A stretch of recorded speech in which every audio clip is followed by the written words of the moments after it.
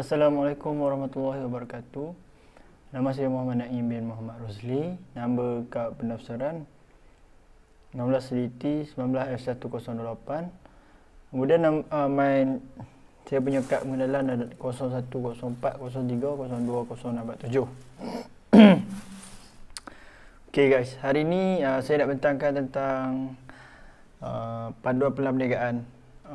Perniagaan yang telah saya jalankan adalah perniagaan kasut ataupun kasut bandel, iaitu nama perniagaan ni diberi nama adalah Brand Absolute.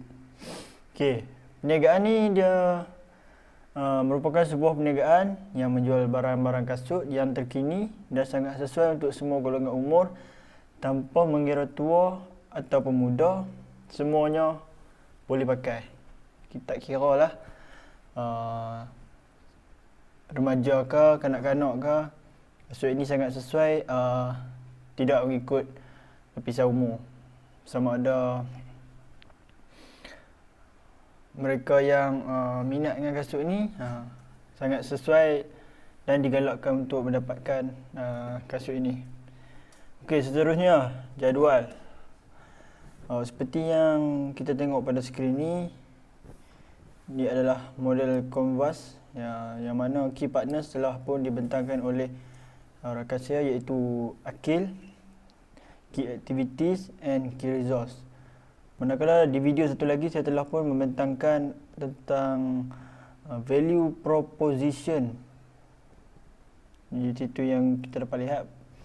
Kemudian customer relationship, kemudian customer segment. Manakala cost structure dan key resource, channel and revenue stream telah pun dibentangkan dalam video 2 minit, iaitu oleh kawan saya, iaitu Aizat.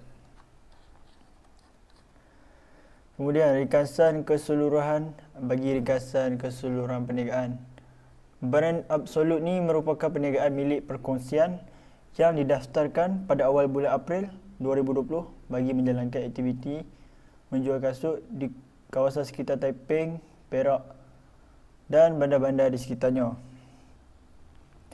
Sebab kenapa saya memilih untuk mencuburi bidang perniagaan kasut ini adalah kerana pada awalnya saya hanya melakukan secara sambil-sambilan dan kecil-kecilan. Tapi pada mulai dari tahun 2019, sepanjang tempoh itu saya telah memberi perkhidmatan jualan kasut ni pada pasaraya yang berdekatan dengan Taiping. Saya ataupun pengusaha, iaitu saya bercadang untuk menceburi bidang perniagaan kasut ini secara penuh masa. Tetapi sibuk dengan perniagaan, saya terpaksa membuat secara part time. Kemudian perniagaan ini akan beroperasi di Taiping, Darul Rizwan. Kemudian daripada pengalaman yang ada di sini, saya mendapati perniagaan kasut merupakan satu perniagaan yang berpotensi kerana terdapat banyak permintaan, terutama di negara kita, iaitu Malaysia. Seperti mana yang kita semua ketahui, kebanyakan orang awam terlibat dengan pekerjaan penuh masa. Jadi dalam masa yang sama, mereka memerlukan pakaian luaran untuk menjadikan imej mereka lebih menarik untuk keluar semasa bekerja. Kemudian kasut pada hari ini telah pun menjadi kewajipan kepada orang ramai, terutamanya ketika hendak keluar dari rumah ataupun untuk menghadiri jamuan-jamuan raya ataupun untuk menghadiri apa-apa program yang mengenai tentang orang ramai. Malahan pada hari ini semangat gotong royong mahu mengadakan kenduri semakin bertambah apabila kita menggayakan kasut ini. Sebab apa? Bila kita pakai kasut yang menarik, ianya akan mendatangkan keyakinan ataupun kita lebih confident untuk keluar untuk berjumpa orang ramai. Syarikat kami setakat ini memerlukan pinjaman kewangan daripada Bank Islam sebagai modal tambahan untuk syarikat kami untuk melangkah lebih jauh.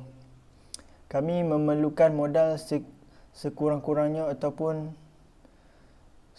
sebersihnya sebanyak 15,000 untuk menstabilkan kami punya ekonomi syarikat kami yang akan beroperasi di Perak Darul Rizwan. Kemudian pengenalan nama perniagaan macam tertera di atas, iaitu Brand Absolute. Bidang perniagaan ini adalah bidang keusahawanan yang menjual barangan kepada orang awam dan meraih hasil daripada jualan tersebut. Lokasi perniagaan. Lokasi perniagaan ini adalah bertempat bersebelahan Shell.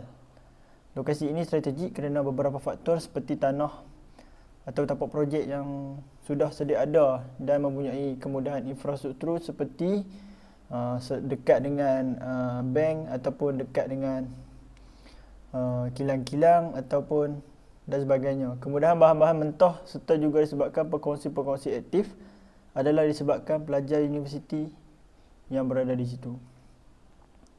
Kemudian nombor pendaftaran telah didaftarkan dengan 54331T. Kemudian alamat adalah bersebelahan Shell, Taiping Darul Rizwan. And then kalau kita tengok di sini, nombor tel 0473625626. Aktiviti utama kami adalah menjual kasut dan tarikh mula dijalankan perniagaan ini adalah pada 11 Januari 2020. Kemudian tarikh kami daftarkan perniagaan ini adalah pada April 2020. Kemudian bank yang telah kami gunakan untuk perniagaan ini adalah Bank Islam. Dan nombor ACC Bank adalah 922887464663. Kemudian jumlah modal yang telah diperuntukkan bagi menjayakan projek ini adalah RM15,000. Okey, dari segi objektif pula, kenapa kami tubuhkan perniagaan ini adalah untuk memastikan perurusan dengan lebih efisien dan profesional terhadap pelanggan.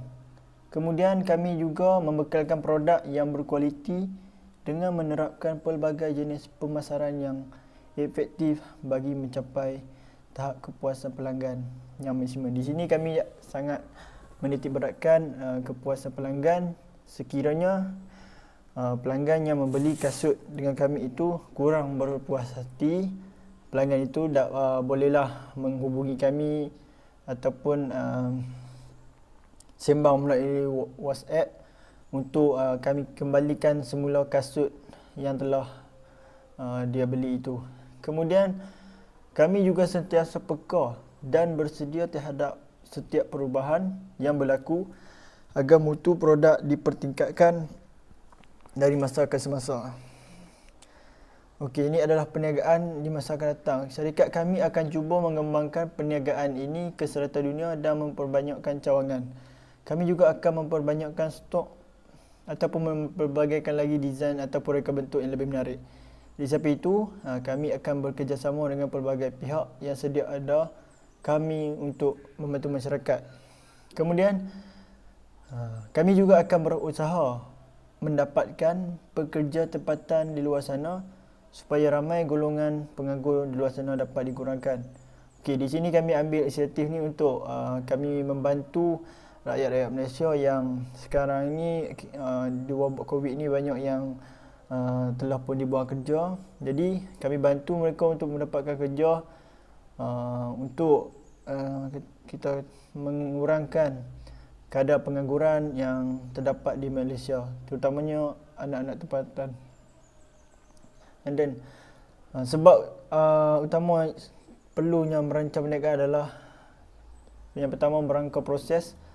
Anda perlu merangkau semua proses perjalanan perniagaan satu demi satu dari mula sampai akhir supaya jelas dan tidak tertinggal. Itu proses yang penting. Fikir segala proses yang anda perlu buat satu persatu dari mula sampai habis untuk menjayakan perniagaan anda. Kemudian hendaklah merangka kos. Ini merupakan satu-satunya cara untuk menentukan sama ada perniagaan anda boleh dijayakan atau tidak. Untuk mengetahui semua perkara tersebut, anda perlu mengira segala kos dan jualan dengan terperinci. Anda perlu tahu bezakan antara kos jualan dengan kos tetap supaya kiraan menjadi lebih mudah dan logik. Last sekali, anda perlu mendapatkan dana. Untuk memudahkan peluang anda mendapatkan dana modal, perniagaan atau hutang perniagaan sama ada dari pelabur atau bank, anda perlukan sediakan rancangan perniagaan yang baik. Sekian, terima kasih.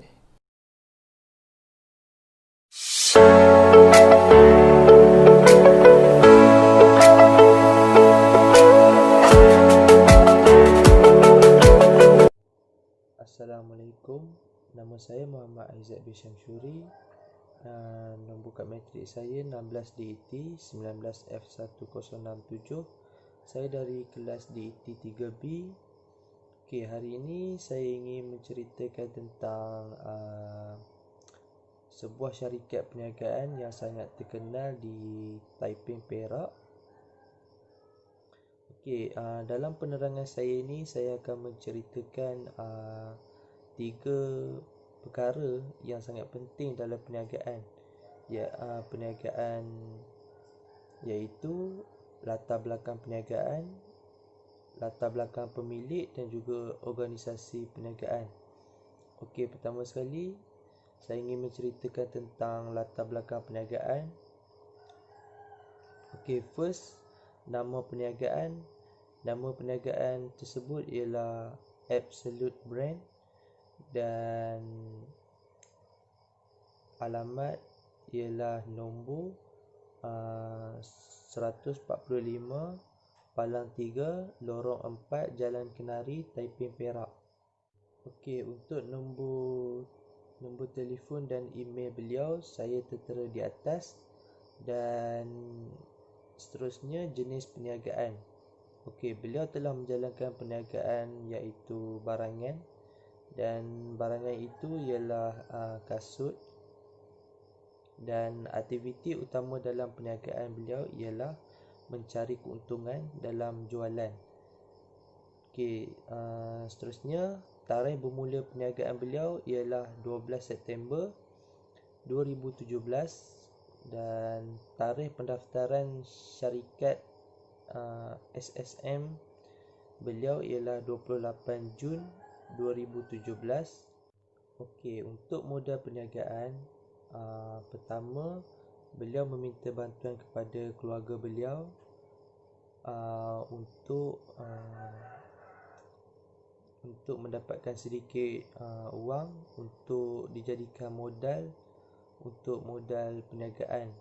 Kedua, duit simpanan beliau sendiri, iaitu sebelum beliau membuka syarikat ini, beliau telah pun melakukan beberapa kerja untuk mengumpul modal perniagaan sedikit demi sedikit. Duit itu untuk membuka syarikat sendiri beliau, dan telah pun berjaya beliau membuka syarikat sendiri iaitu Absolute Brand yang kini terbina di Taiping, Perak. Okey, seterusnya saya akan menceritakan perkara kedua iaitu latar belakang pemilik. Okey, pertama sekali, nama pemilik perniagaan ini adalah Muhammad Akil bin Abdullah dan pemilik bagi syarikat ini hanyalah satu. Tarikh lahir beliau dan umur beliau adalah 28 Ogos 1991 dan sekarang beliau telah berumur 29 tahun dan status perkahwinan beliau masih lagi bujang dan masih lagi single sekarang. Okey, untuk kelayakan akademik beliau dalam SPM, beliau telah berjaya meraih A+ dalam subjek perniagaan dan beliau telah sambung belajar ke UiTM Pulau Pinang dan beliau sekali lagi telah berjaya mendapat pointer yang agak baik yang boleh dibanggakan iaitu 3.87 dan beliau telah pun graduate dengan diploma perniagaan beliau. Okey, seterusnya kursus yang pernah diikuti oleh beliau iaitu program usahawan. Di program itu beliau telah pun berjaya menambahkan ilmu perniagaan beliau untuk beliau membuka syarikat sendiri Dan di program itu juga mereka mengajar cara kita untuk berani berhadapan dan bercakap di hadapan khalayak ramai dan juga di depan kamera supaya kita tidak gemuruh dan lebih tenang. Okey, seterusnya kemahiran dan pengalaman beliau. Okey. Beliau boleh berniaga secara dalam talian dan pernah menjadi dropship dari sesebuah perniagaan dalam talian. Dan semasa beliau berumur 18 tahun, beliau pernah bekerja di sebuah kedai bandel dengan gaji RM20 sahaja sehari. Dan pada waktu itulah beliau mengumpul ilmu-ilmu perniagaan beliau dan memasang cita-cita untuk membuka syarikat sendiri. Dan seterusnya, berapa modal permulaan perniagaan beliau? Modal permulaan perniagaan beliau hanyalah RM500 modal permulaan beliau. Okey, untuk perkara yang ketiga ialah organisasi. Yang pertama, logo. Logo saya akan letak pada permulaan video saya. Dan kedua ialah visi.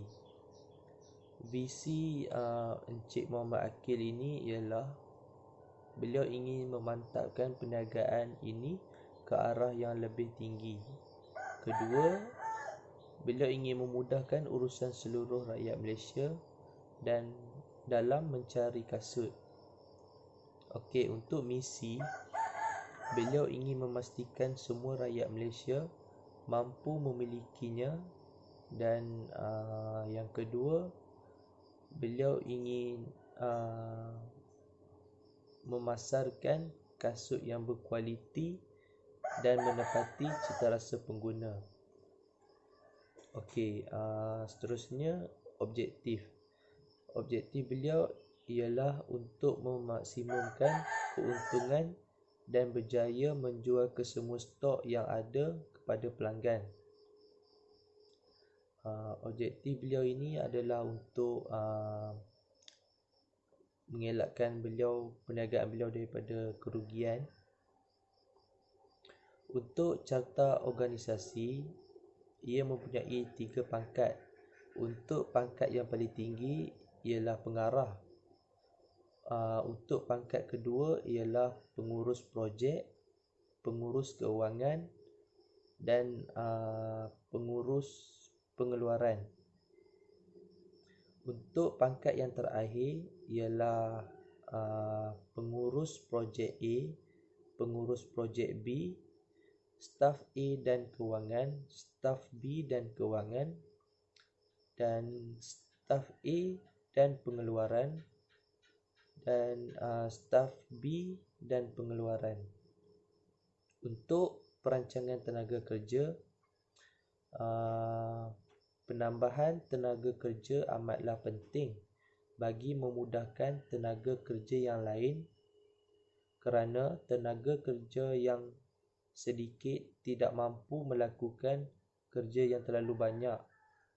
Hal ini juga dapat membuat sesebuah syarikat dapat beroperasi dengan lebih baik, tersusun dan inovatif. Okey, seterusnya kita pergi kepada senarai tanggungjawab dan tugas. Okey, bagi pengarah, pengarah bertanggungjawab atas setiap keuntungan dan kerugian yang dialami syarikat dan bertugas untuk mengawasi semua pekerja di bawahnya. Okey, bagi pengurus projek, bertanggungjawab atas kesemua projek yang ditawarkan kepada syarikat dan bertugas membahagi tugas kepada staf yang menguruskan projek A dan projek B. Yang ketiga, pengurus kewangan. Pengurus kewangan bertanggungjawab ke atas setiap wang yang keluar dan masuk dari syarikat dan bertugas untuk merancang di mana wang perlu dibahagi kepada setiap sudut dalam syarikat seperti gaji pekerja, peralatan pejabat, pembelian stok dan sebagainya. Yang keempat, pengurus pengeluaran. Pengurus pengeluaran bertanggungjawab atas kesemua pengeluaran yang dilakukan oleh syarikat dan bertugas untuk memastikan setiap pengeluaran dalam keadaan teratur dan berperingkat. Yang kelima, pengurus projek A dan B. Kedua-dua bertanggungjawab agar syarikat memilih projek yang terbaik dan bertugas untuk mengkaji serta mengenal pasti projek manakah yang terbaik untuk dipilih syarikat. Okey, yang keenam, staf A dan kewangan, staf B dan kewangan. Kedua-dua ini pula bertanggungjawab untuk memastikan wang dapat dibahagikan ke setiap sudut dalam syarikat dan bertugas untuk membuat senarai dan pengurusan kewangan agar wang syarikat dapat dibahagikan secara teratur dan lebih inovatif. Okey, staf A dan pengeluaran, staf B dan pengeluaran. Kedua-dua staf ini bertanggungjawab memastikan pengeluaran berjalan dengan lancar dan bertugas mengendalikan pengeluaran secara berperingkat. Untuk seterusnya, syarikat ada SOKSO. SOKSO ialah wang daripada gaji pekerja seseorang pekerja yang ditolak dan digunakan untuk pekerja tersebut jika berlakunya kemalangan terhadap dirinya, tetapi kemalangan tersebut perlulah berlaku dalam kawasan pekerjaannya. Jika di luar pekerjaan, SOKSO takkan diperolehi. Okey, seterusnya peralatan pejabat mempunyai 3 jenis peralatan. Pertama, keperluan. Keperluan iaitu meja dan kerusi. Kedua, komputer. Ketiga, printer. Keempat, kipas atau aircon. Dan kelima, fail pejabat. Yang kedua ialah peralatan kebersihan. Pertama, penyapu dan mop. Kedua, bulu ayam. Ketiga, tong sampah. Dan keempat, plastik sampah. Okey, yang ketiga, peralatan keselamatan. Pertama, alat pemadam api. Dan kedua, buku panduan keselamatan.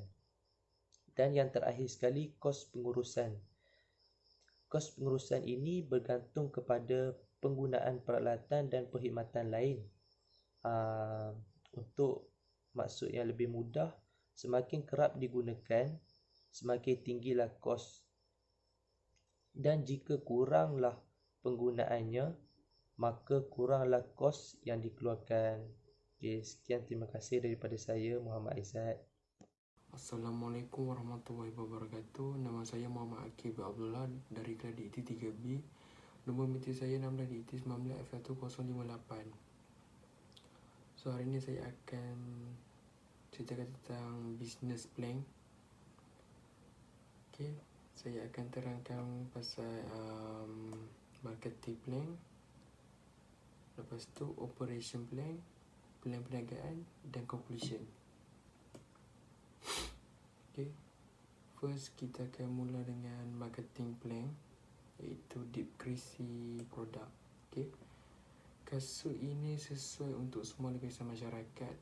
Kasut kami mempunyai pelbagai jenama yang terkenal, contohnya Nike, Adidas dan lain-lain.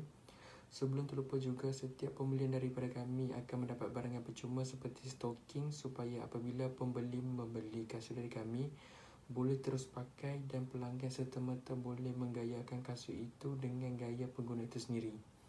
Di samping itu, harga untuk sepasang kasut adalah bergantung kepada jenama kasut tersebut. Harga kasut kami dalam lingkungan RM50 sehingga RM150 sahaja. Target pemasaran ialah penduduk bermaster tinggi di sekitar Bandar Taiping. Kedua, kumpulan pelajar-pelajar dari sekolah menengah. Ketiga, para pengguna internet khususnya seperti Facebook, Instagram dan WhatsApp. Ketiga, saiz pasaran. Brand Absolute menyasarkan saiz marketnya dengan menentukan jumlah pengguna yang berpotensi menggunakan produk yang kami pasarkan. Pasaran perniagaan ini menyasarkan pelanggan-pelanggannya dalam suatu kelompok yang besar, tidak mengira jantina, kaum atau umur, kerana kami mengeluarkan produk kasut yang bersesuaian dengan semua lapisan masyarakat. Okay.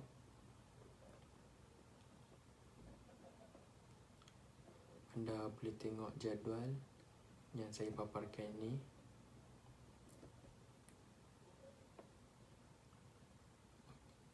Jadual tersebut ada target segmen, sasaran market, potensi pembelian dan jumlah potensi pembelian. Target segmen yang pertama adalah kanak-kanak, yang kedua remaja atau pelajar, yang ketiga orang dewasa. Sasaran market untuk kanak-kanak adalah 50 dan sasaran market untuk remaja dan pelajar adalah 170 dan sasaran market untuk orang dewasa adalah 100.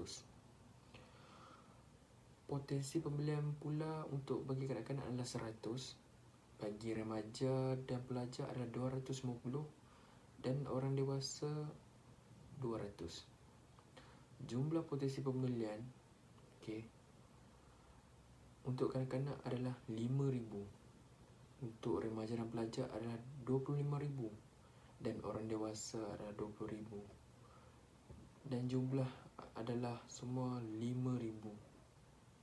Jumlah ini adalah jumlah saiz market dalam sebulan.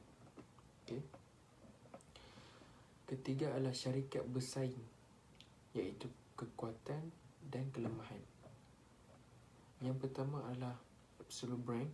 Kekuatan dia adalah mempunyai pelanggan yang tetap, kerana kasut yang kami jual ini adalah kasut yang paling diminati oleh semua lapisan masyarakat, serta kasut yang kami jual ini turut kasut yang viral. Ramai yang cari kasut tersebut dan kasut ini juga mempunyai gaya yang tersendiri dan senang dibawa ke mana-mana saja. Kelemahannya pula adalah stok kasut kami selalu habis kerana terlampau pembelian kasut, terlampau ramai permintaan. So itu kelemahannya. Yang kedua adalah kasut futsal, kaki futsal. Kelebihan dia adalah mempunyai kasut futsal yang menarik kerana warna kasut futsal tersebut sungguh terang dan menawan. Bagi kelemahannya pula adalah kasut futsal ini adalah kasut sukan yang tidak sesuai untuk dipakai ke mana sahaja. Ia sesuai untuk bermain bola futsal saja. Kedua, tempat mereka jual adalah tempat yang tidak strategik lah. Itu kelemahannya. Yang ketiga adalah kasut bola, kaki bola. Kelebihan yang mempunyai kasut bola yang tahan lasak. Kelemahannya adalah kasut bola sepak ini harganya agak mahal berbanding dengan semua produk yang di atas dan menerima layanan yang teruk terhadap pelanggan. Itu kelemahannya.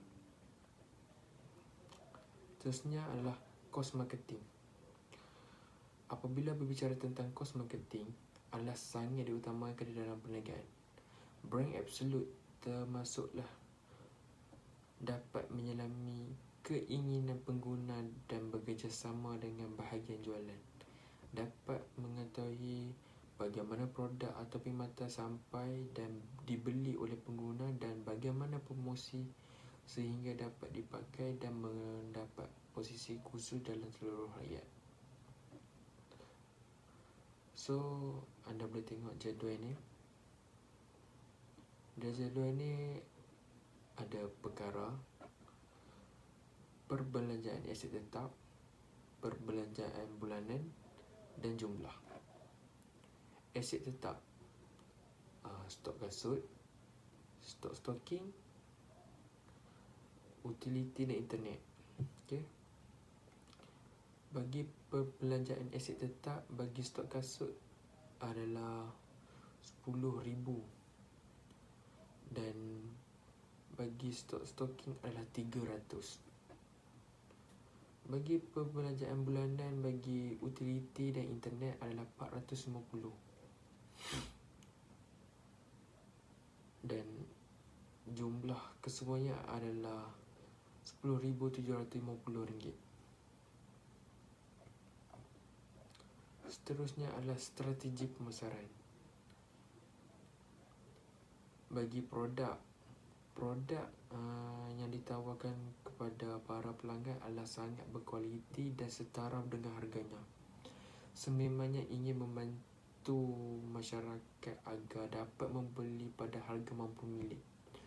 Perniagaan ini juga sentiasa mengikuti perubahan semasa dan kehendak pasaran supaya perniagaan ini sentiasa kekal bersaing dengan perniagaan-perniagaan yang lain. Okey. Bagi strategi harga pula, perniagaan ini sentiasa meletakkan harga pada setiap produk kasut adalah sangat berpatutan dan mampu milik, walaupun kualitinya adalah sangat baik. Dengan ini, para pelanggan dapat membandingkan harga kasut dengan perniagaan-perniagaan yang lain. Okay. Seterusnya adalah place. Lokasi perniagaan kami terletak di kawasan yang sangat strategik sebenarnya dan mudah ditemui, iaitu bersebelahan dengan petrol pump, iaitu petrol pump Shell, dan berhadapan dengan pesaingnya, iaitu kasut futsal kaki futsal dengan kasut bola kaki bola. Ia juga berdekatan dengan pasaraya Tesco dan sekolah dan kawasan-kawasan perumahan. Ini adalah contoh peta anda boleh lihat. Okey, seterusnya adalah promotion, iaitu promosi strategi dan media sosial. Okey, first, untuk promosi di sosial media, kami membuat setiap pembelian untuk sepasang kasut jas penghantarannya adalah secara percuma. Yang kedua, memasang banner atau tanda papan perniagaan sebagai langkah mempromosikan perniagaan kepada masyarakat setempat.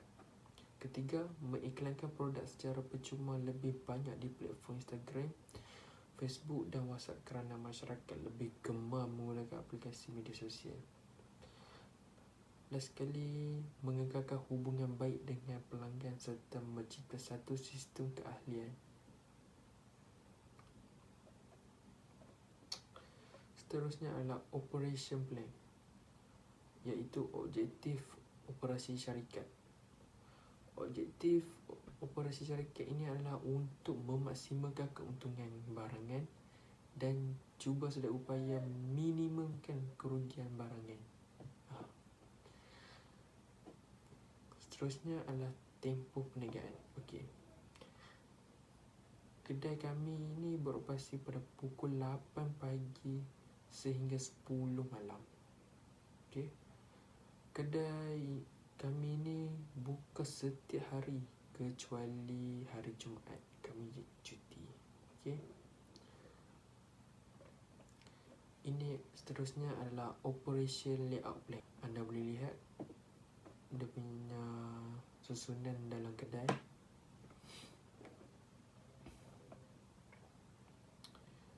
Seterusnya adalah plan perniagaan, iaitu project implementation, cost schedule and source of finance. Anda boleh tengok jadual. Okey. Pertama, ada duit masuk, ada duit keluar, tarikh, butiran, tunai, bank, tarikh, butiran dan bank. Okey, butiran adalah modal, tunai adalah 300, jualan 80 dan tunai untuk jualan 55. Pada adalah 27 Ogos jualan bank adalah 72, 29 Ogos jualan 65. Total 137 dan total bagi tunai adalah 435. Okey. Duit keluar pula 1 Ogos bil internet 45 pada bank. Kos penghantaran 5, kos petrol 6, kos penghantaran 5. Okey. Baki 409 dengan 92. Seterusnya adalah projected cash flow statement. Anda boleh tengok jadual sekarang.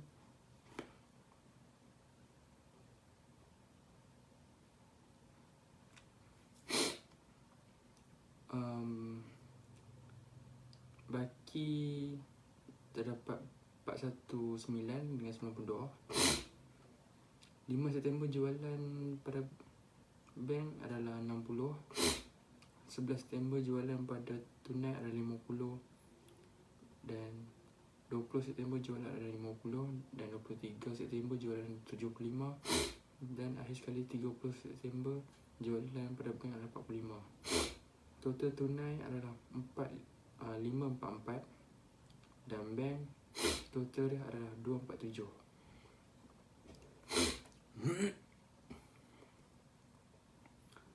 Okey, pada sebelahnya adalah 1 September butiran ada bil internet 45. 12 September butiran adalah kos penghantaran, kos petrol, kos penghantaran. Bakinya adalah 528. Bank total dia baki 202. Okay, baki untuk 1 Oktober adalah 528,202. Akhir sekali adalah rumusan pelan perniagaan. Okey. Kesimpulannya, pelan perniagaan ini boleh digunakan untuk menguruskan perniagaan dengan lebih baik dan berkesan. Pelan perniagaan ini juga dapat menyediakan ruang yang membolehkan usahawan untuk melihat pengstrukturan perniagaan kita. Pelan perniagaan ini juga boleh digunakan untuk memperlihat kekuatan perniagaan kita kepada syarikat-syarikat di luar sana. Untuk menerangkan kelebihan perniagaan kita ini, justru dapat meyakinkan bahawa perniagaan ini dalam kondisi yang stabil dan berupaya untuk menjalankan keuntungan yang lebih besar. Akhir sekali, dengan wujudnya pelan perniagaan ini sudah pasti dapat dicapai objektif dalam perniagaannya, iaitu memaksimalkan keuntungan dan minimalkan kerugian barangnya. Sekian, terima kasih.